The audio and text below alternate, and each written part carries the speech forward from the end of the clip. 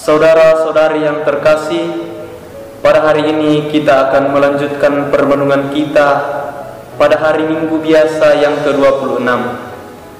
Marilah kita membuka permenungan ini dengan berdoa. Dalam nama Bapa dan Putra dan Roh Kudus. Amin.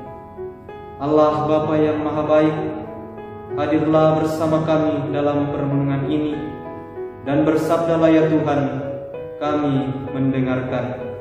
Dengan pengantaran Kristus Tuhan kami. Amin. Dalam nama Bapa dan Putra dan Roh Kudus. Amin. Inilah Injil Tuhan kita Yesus Kristus menurut Matius. Matius pasal 21 ayat 28 sampai 32. Tetapi apakah pendapatmu tentang ini? Seorang mempunyai 2 anak laki-laki. Ia pergi kepada anak yang sulung dan berkata, "Anakku, pergi dan bekerjalah hari ini dalam kebun anggur." Jawab anak itu, "Baik, Bapa," tetapi ia tidak pergi. Lalu orang itu pergi kepada bapa, kepada anak yang kedua, dan berkata demikian juga. Dan anak itu menjawab, "Aku tidak mau." Tetapi kemudian ia menyesal, lalu pergi juga. Siapakah di antara kedua orang itu yang melakukan kehendak ayahnya? Jawab mereka, "Yang terakhir." Kata Yesus kepada mereka, "Aku berkata kepadamu, sesungguhnya pemungut-pemungut cukai dan perempuan-perempuan sundal akan mendahului kamu masuk ke dalam kerajaan Allah. Sebab Yohanes datang untuk menunjukkan jalan kebenaran kepadamu, dan kamu tidak percaya kepadanya. Tetapi pemungut-pemungut cukai dan perempuan-perempuan sundal percaya kepadanya. Dan meskipun kamu melihatnya, tetapi kemudian kamu tidak menyesal, dan kamu tidak juga percaya kepadanya." Demikianlah Injil Tuhan. Terpujilah Kristus.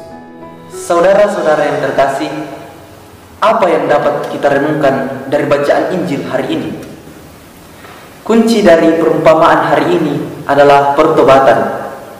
Menjadi sangat jelas bahwa yang menjadi penghuni kerajaan Allah dari kedua anak itu adalah anak yang terakhir. Walaupun pada awalnya ia tidak mau, artinya ada penolakan, tetapi pada akhirnya ia ikut juga dan pergi. Dari sini kita menyadari bahwa bukan soal berapa lama aku telah berdosa, tetapi kapan aku akan bertobat. Allah yang Marahim tidak pernah menolak siapapun yang datang kepadanya dengan penuh kerendahan hati untuk bertobat. Bahkan dosa sebesar apapun ia hapus. Karena apa? Karena kerahimannya. Berbeda dengan anak yang pertama yang menganggap dirinya bersih dari noda dosa. Ia telah menganggap dirinya sebagai seorang Kristen yang sejati, tetapi perilaku dan tata hidupnya jauh dari kekristenan. Nampak bahwa tidak ada kesesuaian antara apa yang diketahui dengan apa yang dilakukan.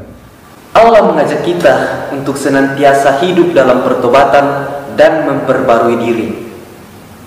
Janganlah kita berbangga diri bahwa aku telah berbuat baik, maka surgalah tempatku. Ingatlah bahwa kemanusiaan kita selalu beriringan dengan kedosaan. Selama kita masih manusia, kita akan selalu berdosa, dan berdosa lagi. Berbuat salah itu manusiawi, tetapi terus-menerus berbuat salah itu setan. Inilah ungkapan kuno yang sungguh menggambarkan kelemahan manusia. Kita adalah manusia, dan tak ada manusia yang sekaligus setan, sampai tiba saatnya bumi menelan jiwa raganya. Atau akankah kita menjadi setan kecil-kecilan? Saudara-saudari yang terkasih, alangkah indahnya hidup ini apabila setiap kesalahan karena kelalaian kita akhiri dengan kata maaf. Marilah kita sama-sama saling memaafkan seperti Allah yang senantiasa mengampuni umatnya. Semoga demikian. Amin. Saudara-saudari yang terkasih, marilah kita menutup permenungan kita dengan berdoa.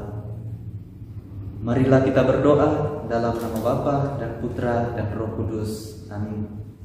Allah Bapa yang Maha Kuasa, kami bersyukur karena Engkau hadir dalam permenungan kami. Hadirlah senantiasa dalam hati kami ya Tuhan, dan tunjukkanlah lorong-lorong dalam kehidupan kami. Dengan pengantaran Kristus Tuhan kami. Amin. Dalam nama Bapa dan Putra dan Roh Kudus. Amin. Selamat hari Minggu, berkah dalam.